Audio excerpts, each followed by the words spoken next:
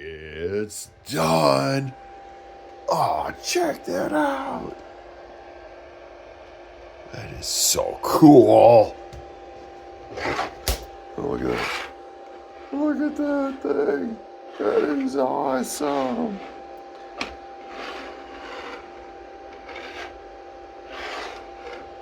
How long did it take? Let's find out. 12 hours, 13 minutes. It's awesome. Now this is a bottle holder. Now I would demonstrate, but I don't have a bottle in the house. So yeah, so you get to simulate, pretend there's a bottle in there. It's amazing. Now if you choose to print Bordeaux here, it is recommended by other talkers in the 3D print world that have printed this guy to print him about 5% larger than the model for bottles in North America.